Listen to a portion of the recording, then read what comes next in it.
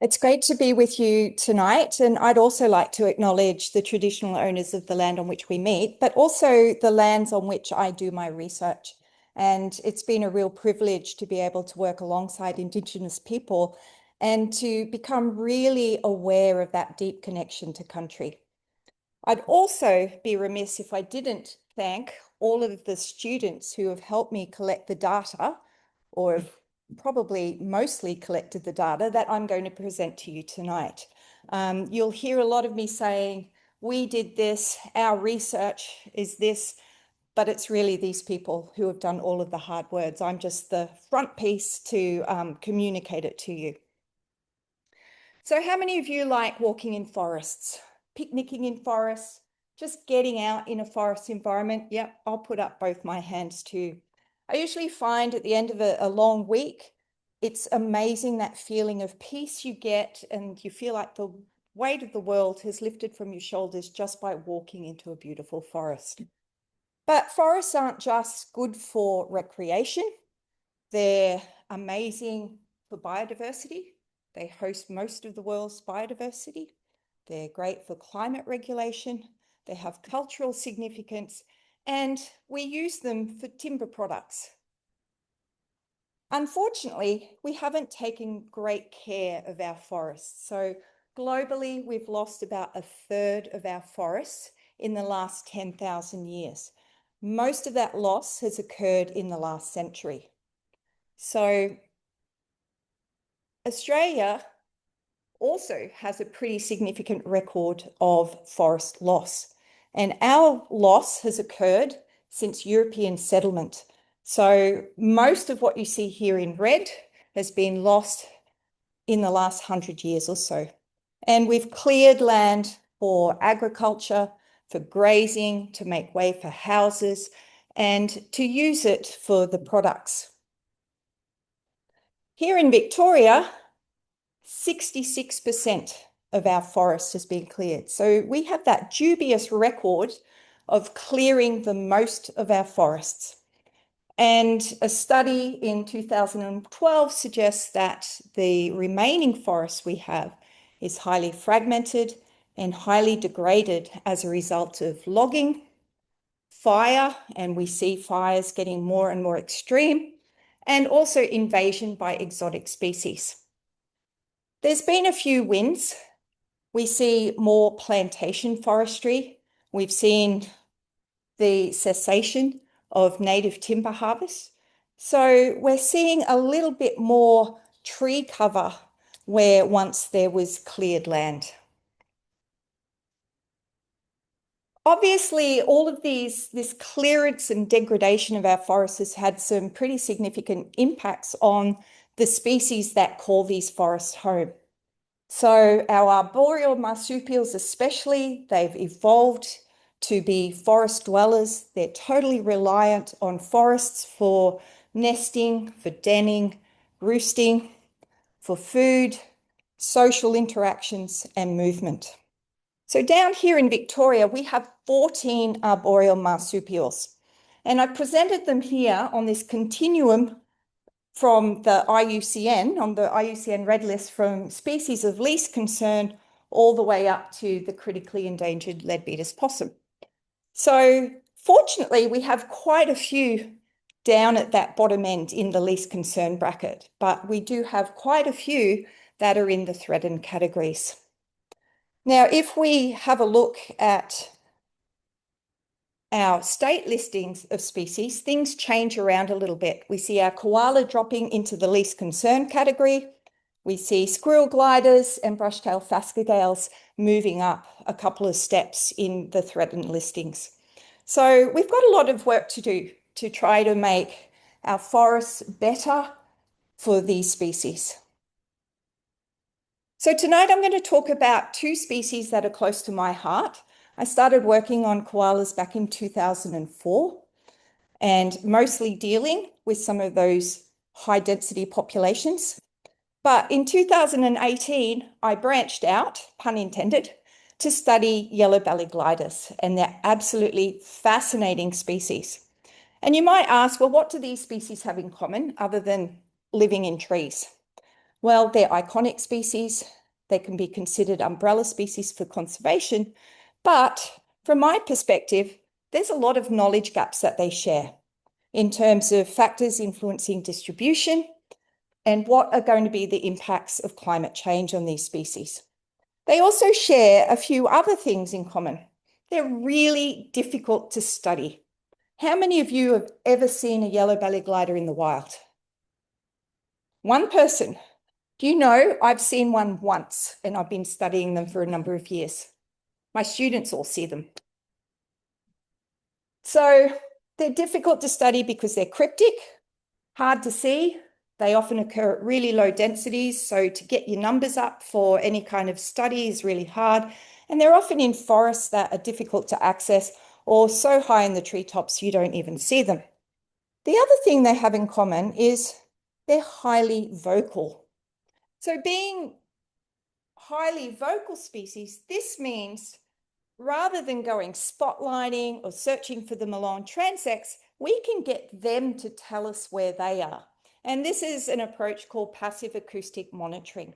So PAM's the collection and analysis of sounds that have been collected through autonomous recording devices. And it's a technique that's been used for a long, long time for species like whales, for frogs, bats, birds, but only recently have people latched onto the fact that we can use this for terrestrial mammals. So to do this, we use these little recording units, and there's a whole lot of different models of recording units available for use today. So the fields have sort of gone hand in hand in terms of development. So as we've seen more and better units being developed, these methods are being used more for terrestrial mammal monitoring. So whole range of devices vary in price from $100 up to a couple of $1,000. Very easy to do. You walk out to the site you want to survey, you strap one of these on a tree, have it programmed to record when you think the animal's likely to be vocalizing, go away, come back a couple of weeks later and collect those recordings. Now, in the past, we used to have to analyze these recordings by looking at the spectrograms and scanning them manually. Weren't many automatic ways of being able to process those recordings. These days, there's a whole lot of options for us. Various places have created these automatic recognizers. You can create it yourself using free software like Avians, which was initially developed for bird call recognition. So how do we do this for each of our two target species? Well, yellow-bellied gliders, we know they vocalize quite loudly. You can hear it for up to 400 meters away. And this species vocalizes to warn other family groups of their presence and to guard their territories, but also to advertise to their own family members exactly where they are. So they're calling while they're feeding. And it's thought that they'll even call just before they decide to glide to another tree. So it's almost like, watch out, here I come. So we thought, well, we need to work out how we can best use passive acoustic monitoring to monitor this species. So we need to develop protocols for monitoring. How long do you leave a device out? How long do you let it record for each night? So we went to Telengi State Forest for this. We know that there's yellow-bellied gliders in Telengi State Forest. We deployed 53 of those song meters. We programmed them to record from dusk until dawn, and we left them in place for 2 weeks. And we then took those recordings, manually scanned them, and located in each recording every time we heard a yellow-bellied glider call. So a lot of work involved in this. What we found is that they called more, or their calling peaked about 2 hours after sunset. So this gives us an idea about when to program our recorders for. We also found that bad weather really impacted our ability to detect yellow-bellied gliders in the recordings. So the recordings look black when you get them in, when you see that there's rain and strong winds. They basically mask the calls. So really important then to record during periods of good weather. So what we did for this is we made some recommendations for monitoring and suggested the best time to record for yellow-bellied gliders is within 4 hours of sunset and for a minimum of 6 nights. And using this, we can be 95% certain that we've detected yellow-bellied gliders if they indeed occur in that site. Now, koalas are a little bit different. They vocalize during the breeding season. We know that males have identity information in their calls. When they bellow, they're telling other koalas how big they are. So that's warning other males to stay away, but also using their call to attract females because females want the biggest males. Females also make some noise, but this is to either get the attention of males, and we've done studies that show males are attracted to female screams, and also they scream in response to advances by males. So this spectrogram on the right shows a female screaming and it's followed by a male bellow. Over on the left is just the male. And to give you an idea how this plays out, so just to give you a picture of what you're hearing, let's see if this one works.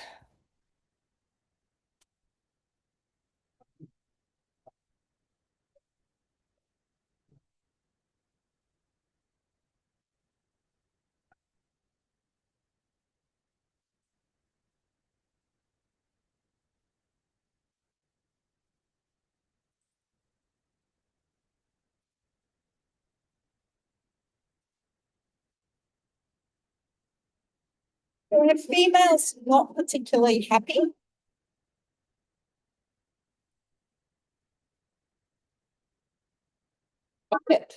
she's telling him to keep away. She's probably not in estrus. She's not receptive to his advances. So female scream, male bellow in response.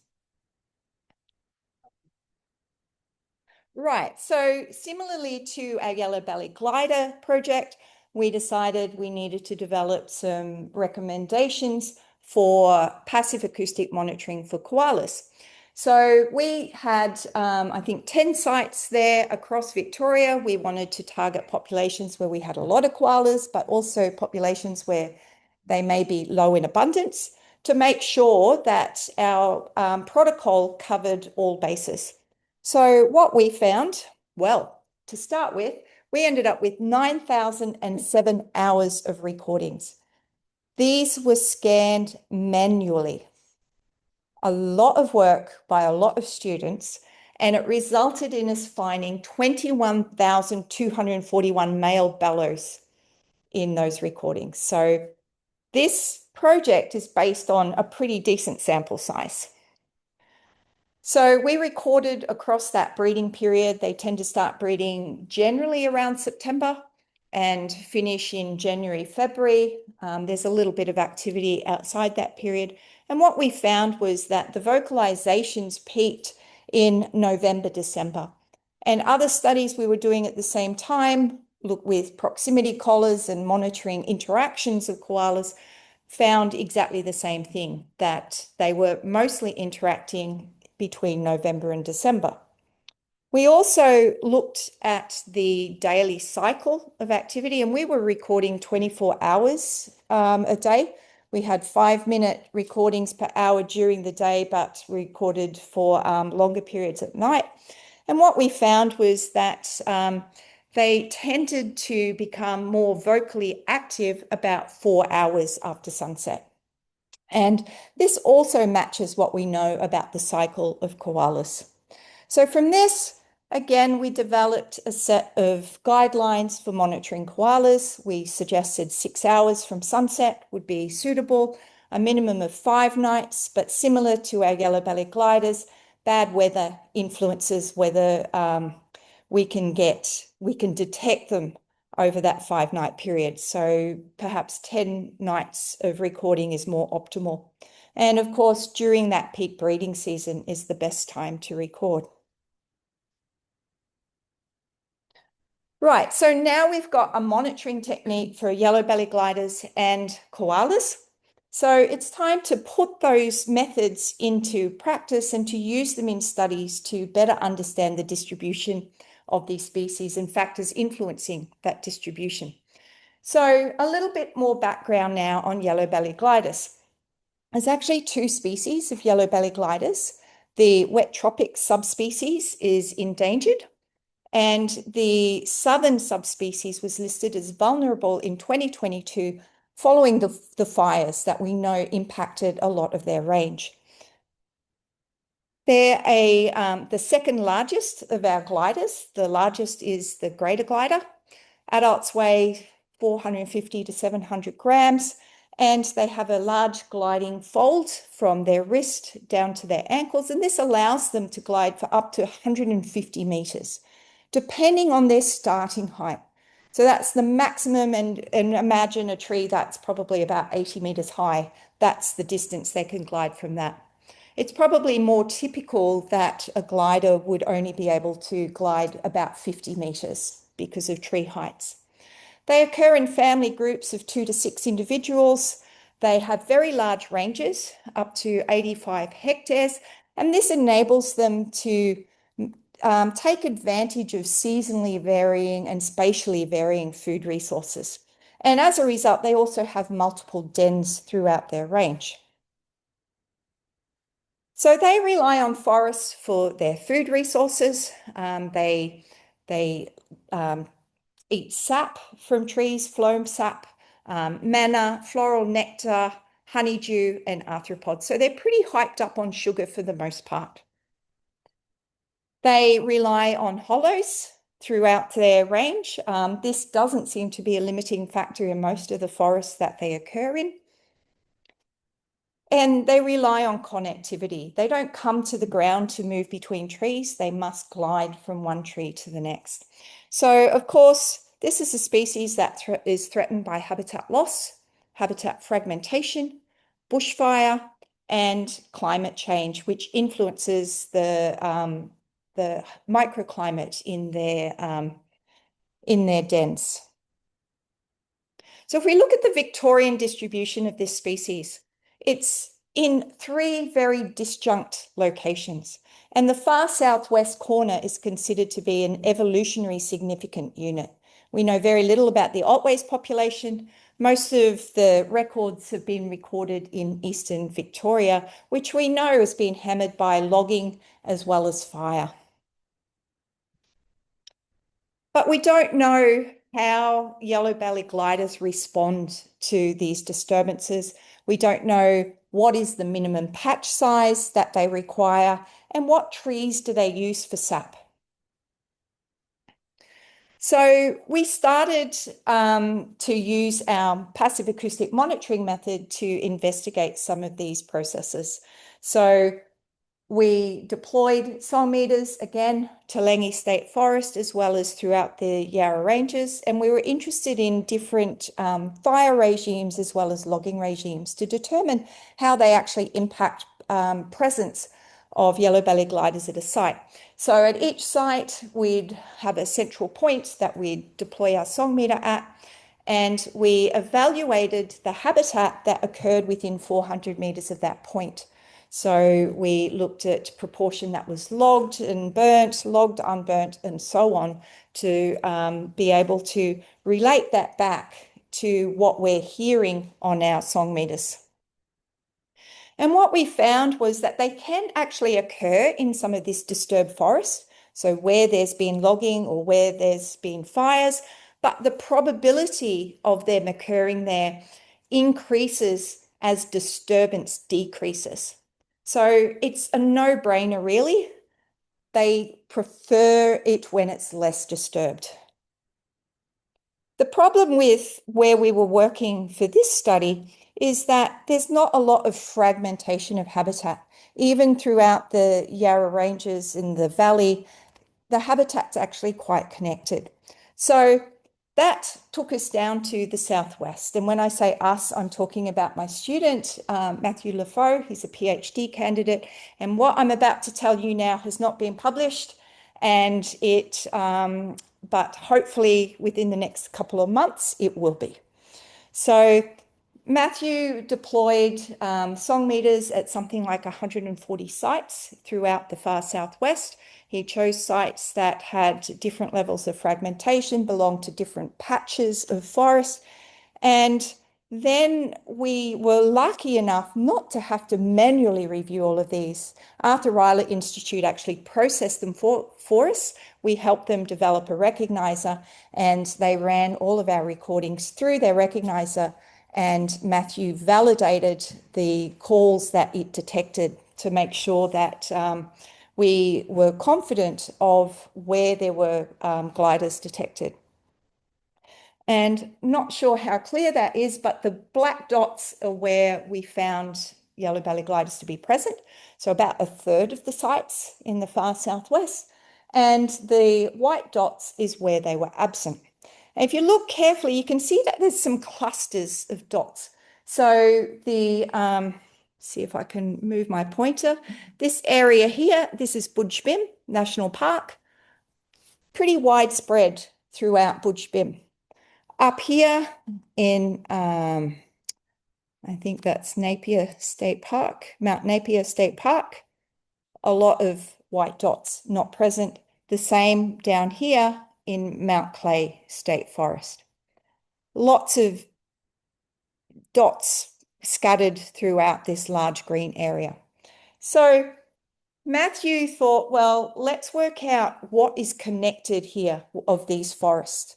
So using a 50-meter gliding distance and the tree height layer for this region, he was able to work out that Budj Bim is an isolated population. Mount Napier State Park is isolated from everything else, as is Mount Clay State Forest. But that large area of lime green is all connected, even if it's through little narrow strips. So what this tells us is that there's probably a minimum patch size for populations to be present.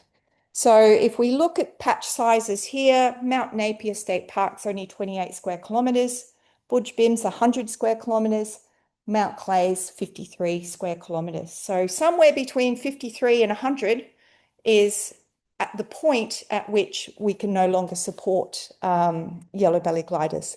So it raises a few concerns about Budj Bim, because Budj Bim, we know, has been hammered by fires. We've had a recent fire last year, and it's highly susceptible to that. So a lot to lose there if fire gets into Budj Bim again. What he also found was looking at tree cover within 5 kilometres of where the song meter was set. As tree cover increases, we see increasing probability of finding yellow-bellied gliders at a site. So they like that large tree cover. He also found that just doing some on-foot surveys of a site, where there was managum, there was higher probability of yellow-bellied gliders being present. So obviously an important food tree for yellow-bellied gliders. So from all of this, we know that they require forest patches of at least 53 square kilometres, probably more. They like high tree cover, and they like a high proportion of managum in the tree species that are present. Now, this raises a few concerns. I don't know if you've seen the news lately about koalas in the far southwest, but there's a lot of them there. So they're competing for managum with our yellow-bellied gliders. So just something just to keep in the back of your mind, especially as we start, as I start talking about koalas. So we didn't stop there just at looking at presence-absence at sites. We decided to take a look at sap trees. What makes a good sap tree for a yellow-bellied glider? They incise the bark, It causes the sap to run. They lap that up and they get a really good sugar hit. And they use the same trees year after year after year. So we went to the Yarra Ranges, easily accessible from university for our students, and we looked at sap trees there. So what we did was when we found a sap tree, we found a tree of similar species that wasn't being used as a sap tree to look at differences between those trees. So what makes a good sap tree? So we recorded lots of different variables for our trees: height, diameter at breast height, width of the crown, how incised it was by yellow-bellied gliders. And basically what we found was, well, in the Yarra Ranges, there were 5 main species that occurred in our sites. They preferred mountain grey gum, Eucalyptus cypalacarpa, mesmate, Eucalyptus obliqua, and manigum, Eucalyptus viminalis. They also seem to like bigger trees. And it makes sense that a bigger tree is probably photosynthesizing more and the sap's easily flowing, providing a good food resource for yellow-bellied gliders. So then we decided we need to have a look in other locations because we know that tree species vary across the whole state.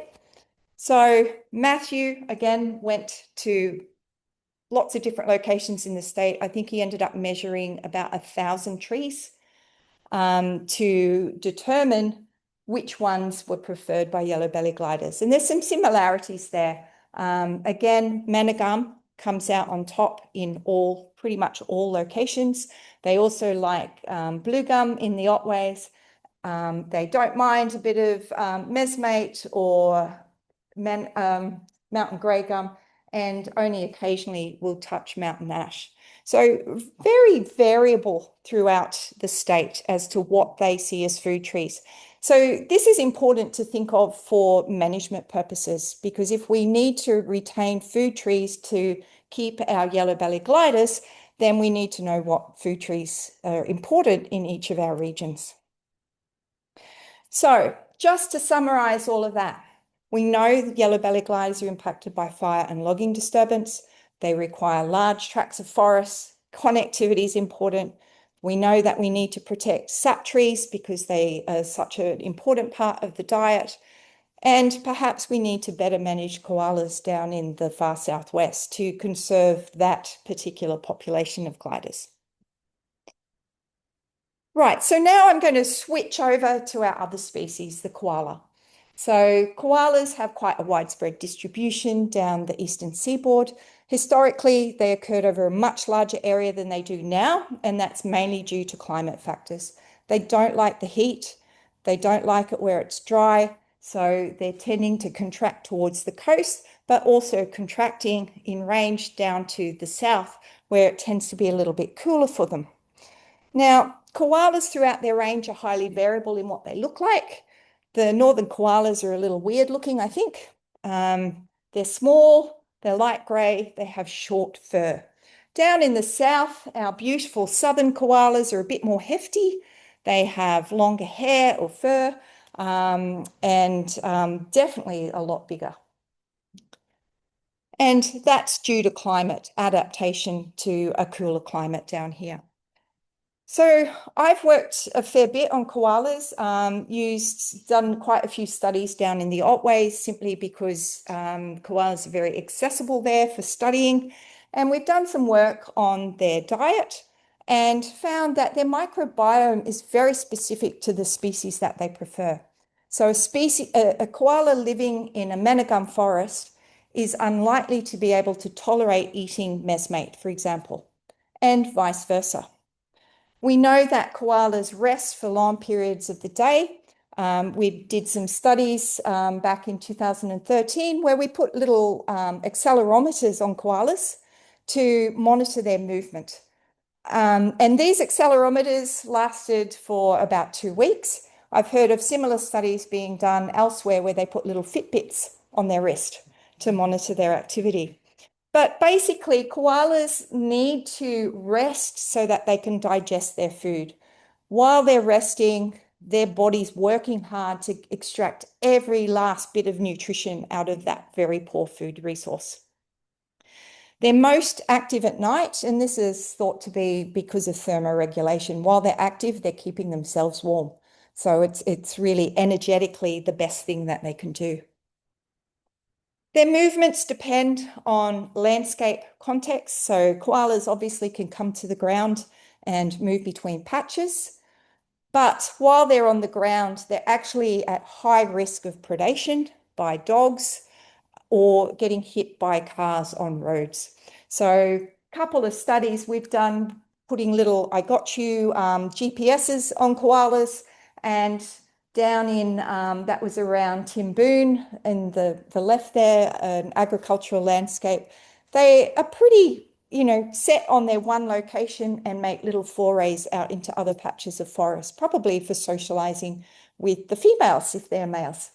We have also done some work on the Mornington Peninsula and found that koalas there, do okay in some of those township areas where there's enough trees to support them. And thankfully, they're most active during periods when the cars are least active. That's not the case everywhere on the Mornington Peninsula, though. So just to give you a little bit of history about koalas down here in the south, they would have been quite widespread prior to European colonization. But because they were seen as wonderful for their fur as well as their meat, they were hunted to near extinction in Victoria. If it hadn't been for some koalas being placed on French Island and Phillip Island and a population going undiscovered in South Gippsland, we would not have koalas here in the south today. Once hunting ceased due to legislation being introduced, koalas were taken from French Island, where they were doing remarkably well, and basically put wherever anybody wanted them to be put, including in areas where they hadn't existed previously. From those locations, they were then taken out to even more areas. So thousands of koalas were translocated during the 1900s to repopulate the mainland. It didn't stop there. They also were taken onto Kangaroo Island, moved around on Kangaroo Island, and from Kangaroo Island, 23 koalas on Kangaroo Island resulted in populations being established on Eyre Peninsula. That population from just 4 individuals, it persists today, as well as being put out in the Riverlands, Adelaide Hills, and the lower southeast. So a lot of movement of koalas down here in the south. It's really important to understand this context. So one could say this has been the most effective conservation strategy of all time, and they're probably right.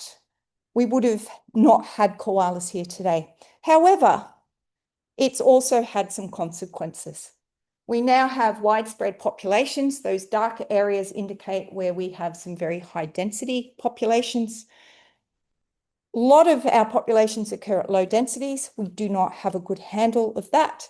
And back in 2012, it was thought that there was probably about 220,000 koalas down here in the south.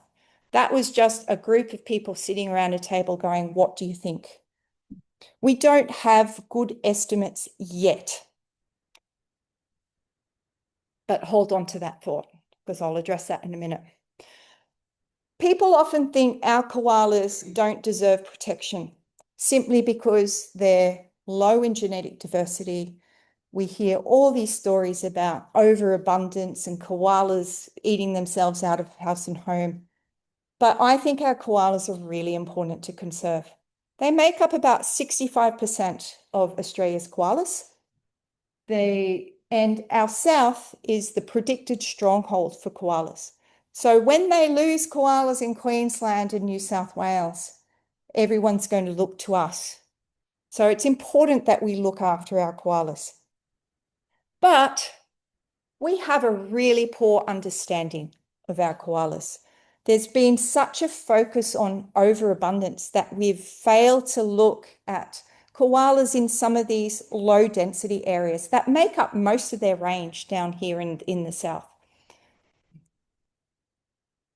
So our koalas are threatened by everything all those threats that koalas in the north face as well. And they're all interacting threats. As climate changes, this produces more natural disasters, which has an effect on habitat and so on. But we have some additional threats down here. One, we have low genetic diversity. Two, we have some high density populations that do require managing. And three, we have bluegum plantations mostly in the southwest of our state, some in South Gippsland. So let's just have a quick look at each of these threats. So low genetic diversity often has implications for reproduction. Clearly, that's not the case for our koalas. They breed like rabbits. But it does have implications for some heritable traits. So that koala that you see pictured there has a very twisted, misaligned jaw. We call that malocclusion, where the jaws don't align properly, and it can affect the teeth and teeth wear. A couple of different types of malocclusion shown there. One where the teeth, they are offset, and the type 2 malocclusion where there's a significant overbite and the teeth actually work their way into the soft palate. So it's quite painful for a koala. We find that in a study we did 2 years ago, we found 31% of our koalas had malocclusion, and most of those also had dental disease. Dental disease doesn't just stem from malocclusion, it's got some other causes, but certainly malocclusion is a significant factor there. So we've got some welfare issues for our koalas related to genetic diversity. Our high density populations, got a number of them. Some of them have been managed, some of them haven't. Some of them have naturally managed themselves to extinction. So these are very real, very significant issues and very, very difficult to manage. And I don't think they're managed particularly well. These are photos from the Otways back in 2013. We counted 50 koalas in one tree, only tree that had leaves remaining on it. And entire tracts of forest are now completely gone, killed by koalas. The trees have died, they've now been cleared, and it's cleared land. So impacts for a lot of other species as well. Bluegum plantations, wicked, wicked problem. We never thought that bluegums would provide such great habitat for koalas simply because they're these tall, spindly trees with very few roosting points. Koalas love them. Great food source. They don't seem to mind sitting on tiny little spindly branches. They love them until they're harvested, and at harvest they either die due to harvest.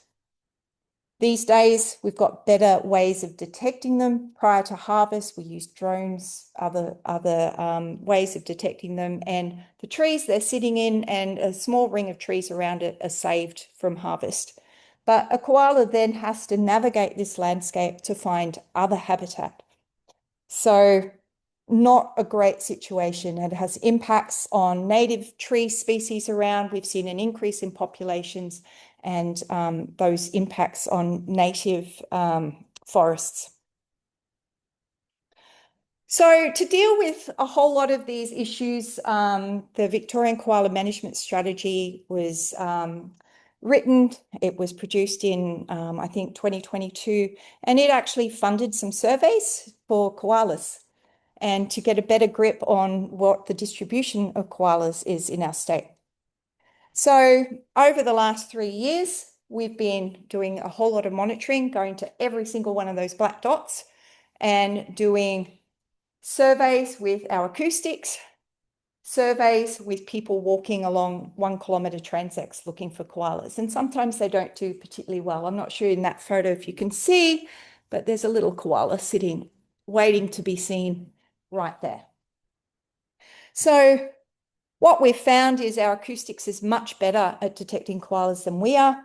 And we found that most of the sites with detections occur in the southwest of our state, with low populations scattered throughout the rest of the state.